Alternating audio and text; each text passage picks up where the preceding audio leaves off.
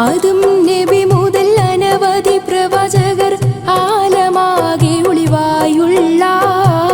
ആലമടങ്കലും ഔവലും മാഹിറും ആദിനൂറിലുദിത്തുള്ള അല്ലാഹു